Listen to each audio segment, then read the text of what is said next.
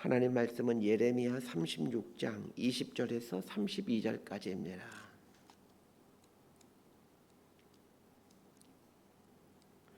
예레미야 36장 20절에서 32절까지 말씀 번갈아 가며 읽습니다. 제가 먼저 읽겠습니다. 그들이 두루마리를 서기관 엘리사마의 방에 두고 뜰에 들어가 왕께 나아가서 이 모든 말을 왕의 귀에 아뢰니 왕이 여우디를 보내어 두루마리를 가져오게 하매 여우디가 서기관 엘리사마의 방에서 가져다가 왕과 왕의 곁에 선 모든 고관의 귀에 낭독하니 그때는 아홉째 달이라 왕이 겨울 궁전에 앉았고 그 앞에는 불피운 화로가 있더라.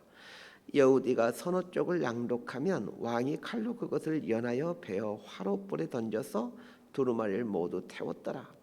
왕과 그의 신하들이 이 모든 말을 듣고도 두려워하거나 자기들의 옷을 찢지 아니하였고 엘라단과 들라야와 그마랴가 왕께 두루마리를 불사르지 말도록 아뢰어도 왕이 듣지 아니하였으며 왕이 왕의 아들 여라무엘과 아스리엘의 아들 스라야와 압델의 아들 셀레마에게 명령하여 서기관 바룩과 선지자 예레미야를 잡으라 하였으나 여호와께서 그들을 숨기셨더라. 왕이 두루마리와 바룩이 예레미야의 입을 통해 기록한 말씀을 불사른 후에 여호와의 말씀이 예레미야에게 임하니라. 이르시되 너는 다시 다른 두루마리를 가지고 유다의 여호야김 왕이 불사른 첫 두루마리의 모든 말을 기록하고 또 유다의 여호야김 왕에 대하여 이와 같이 말하기를 여호와의 말씀에 내가 이 두루마리를 불사르며 말하기를 내가 어찌하여 바벨론 왕이 반드시 와서 이 땅을 멸하고 사람과 짐승을 이 땅에서 없어지게 하리라 하는 말을 이 두루마리에 기록하였느냐 하도다.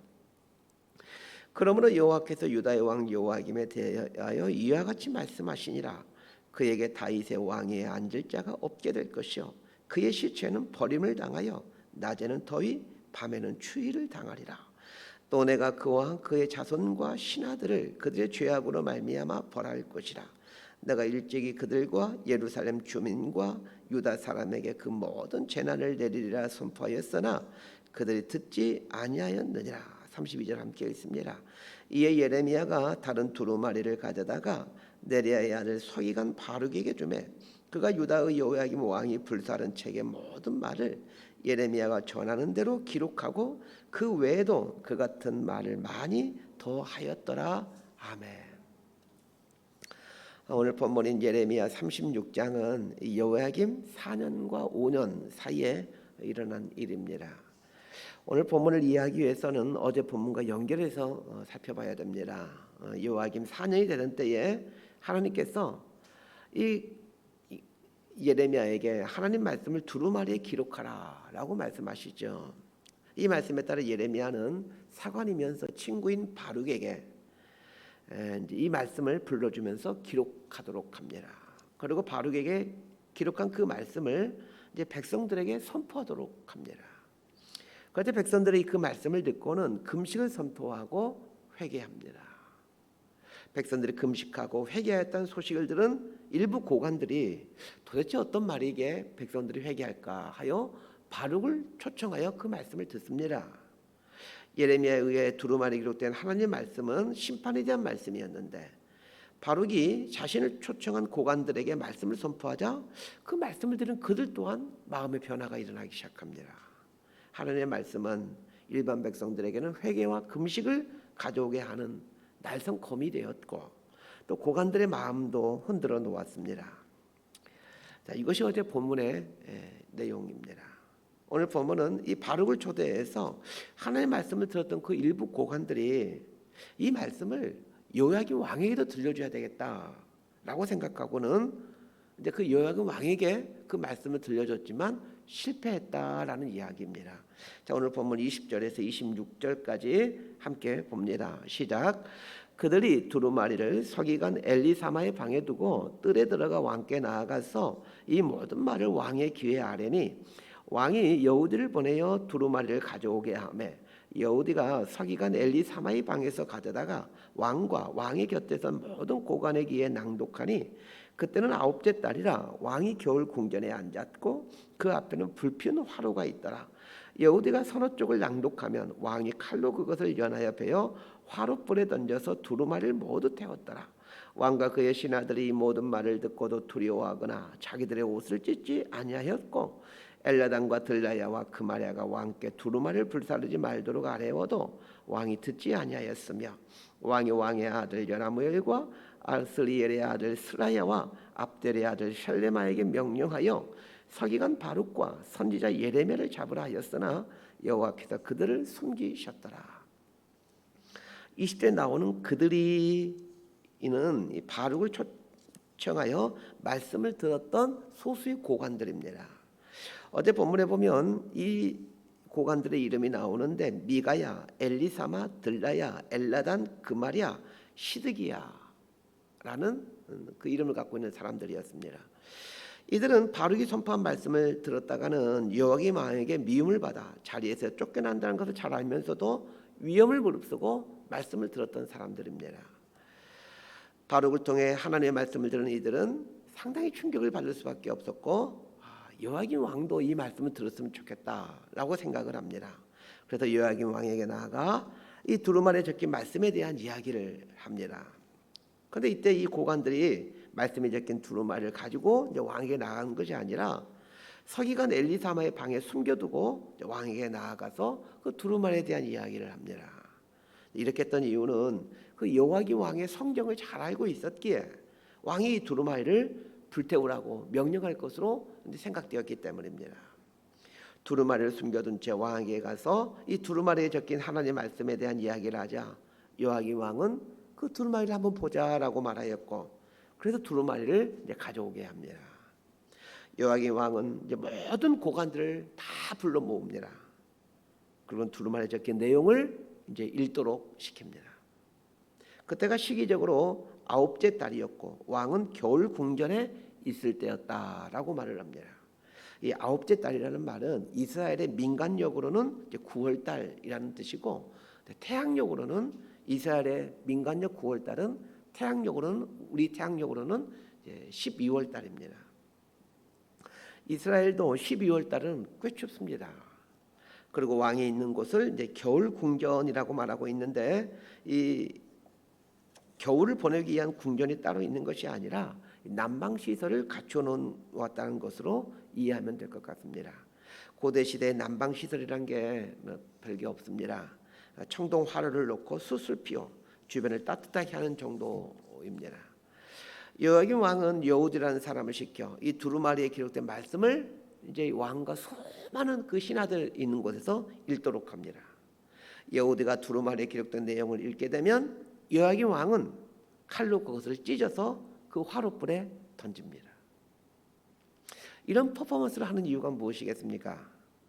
두루마리에 기록된 말씀을 나는 도저히 받아들일 수 없다 이런 뜻이고 그 고관들에게는 경고를 주는 것이죠.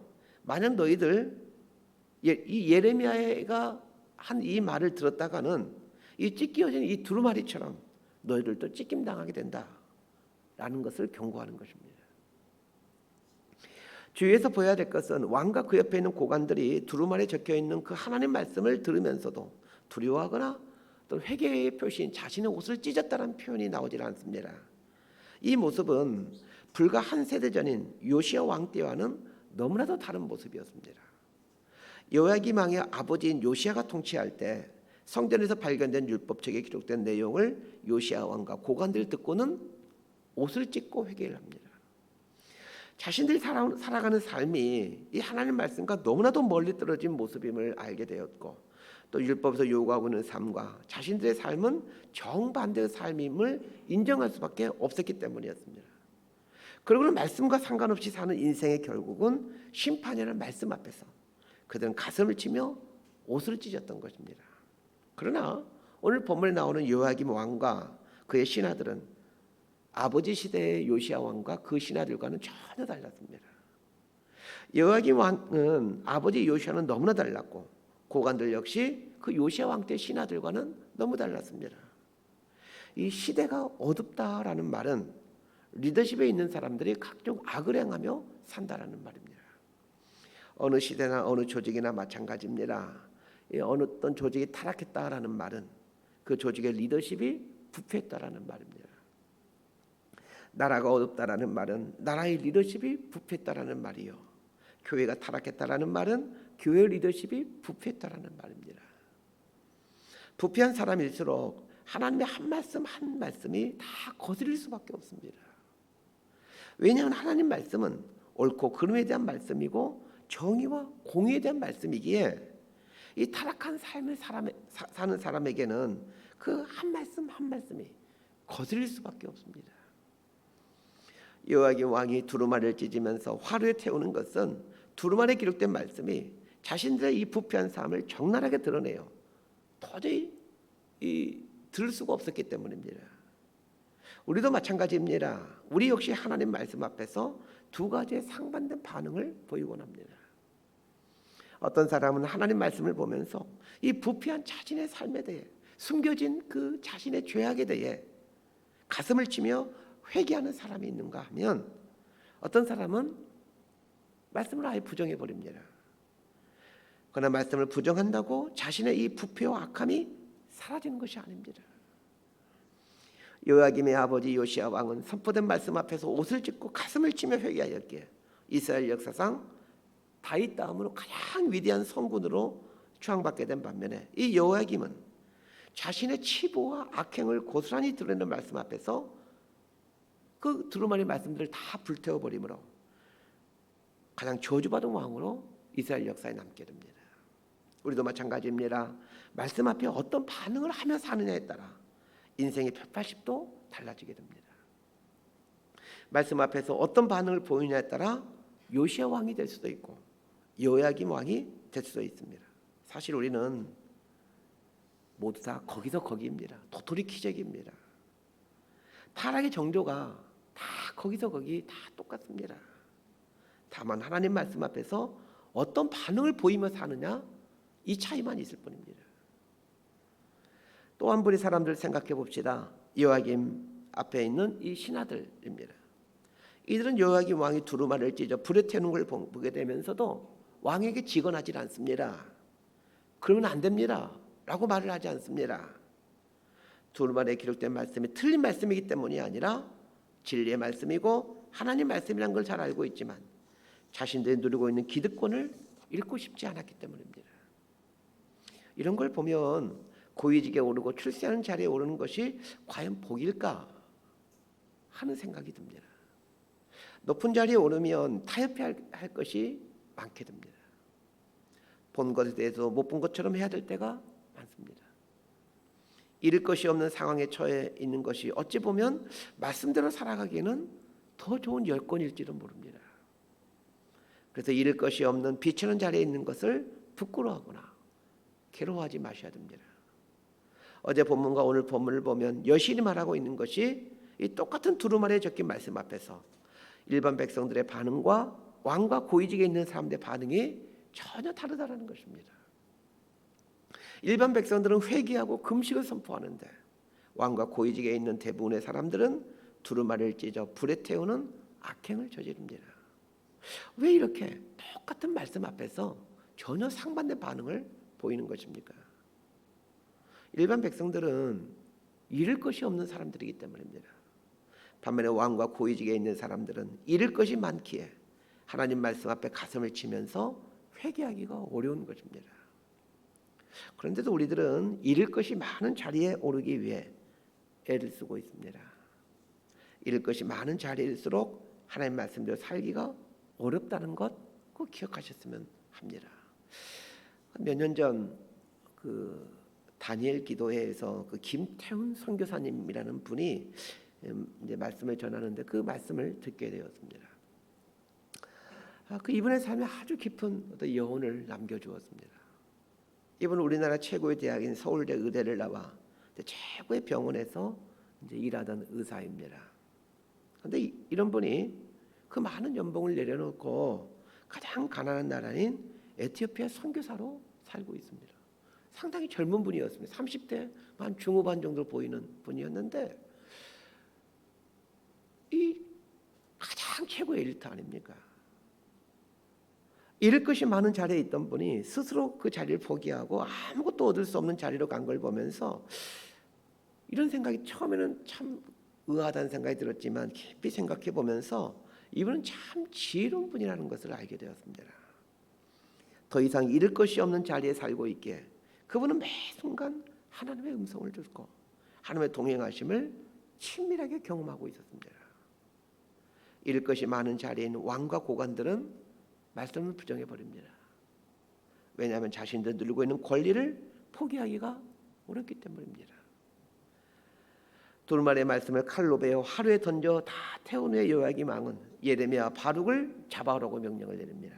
그러나 하나님께서 예레미야 바룩을 안전한 곳으로 숨겨 놓으셨습니다. 자, 27절에서 32절까지 말씀 함께 봅니다. 시작. 왕이 두루마리와 바룩이 예레미야의 입을 통해 기록한 말씀을 불사른 후에 여호와의 말씀이 예레미야에게 임하니라. 이르시되 너는 다시 다른 두루마리를 가지고 유다의 요야김 왕이 불사른 첫 두루마리의 모든 말을 기록하고 또 유다의 요야김 왕에 대하여 이와 같이 말하기를 여호와의 말씀에 내가 이 두루마리를 불사르며 말하기를 내가 어찌하여 바벨론 왕이 반드시 와서 이 땅을 멸하고 사람과 짐승을 이 땅에 없어지게 하리라 하는 말을 이 두루마리에 기록하였느냐 하도다. 그러므로 여호와께서 유다의 왕 요야김에 대하여 이와 같이 말씀하시니라. 그에게 다윗의 왕위에 앉을 자가 없게 될 것이요 그의 시체는 버림을 당하여 낮에는 더위 밤에는 추위를 당하리라. 또 내가 그와 그의 자손과 신하들을 그들의 죄악으로 말미암아 벌할 것이라. 내가 일찍이 그들과 예루살렘 주민과 유다 사람에게 그 모든 재난을 내리리라 선포하였으나 그들이 듣지 아니하였느니라. 이에 예레미야가 다른 두루마리를 가져다가 네리야의 아들 서기관 바룩에게 주매 그가 유다의 여호야김 왕이 불사른 책의 모든 말을 예레미야가 전하는 대로 기록하고 그 외에도 그 같은 말을 많이 더 하였더라. 이 여호야김 왕이 두루마리를 베어 불에 태우자 하나님은 예레미야에게 다시 두루마리의 말씀을 기록하라고 말씀하십니다. 그리고는 여호야김 왕에 대해 어떻게 심판할 것인지에 대해서도 알려주십니다. 여호야김 왕에 대한 심판은 세 가지입니다. 첫 번째는 그에게서 태어난 자식이 왕위에 오르지 못한다는 것입니다. 두 번째는 요야김의 시체가 버림을 당하게 되는데 낮에는 더위에 밤에는 추위를 당하게 된다라는 겁니다. 달리 말하면 요야김의 시체가 장사 지내지 못하고 들에 버려지게 된다는 얘기죠. 세 번째는 요야김과 요야김의 자손들 그리고 그 신하들을 심판하신다는 것입니다. 요야김에 대한 심판의 말씀은 그대로 이루어집니다. 물론 요야김의 아들이 여호야킨이라는 사람인데 왕이 오르긴 합니다. 그런데 3개월 왕에 있다가 죽임을 당합니다.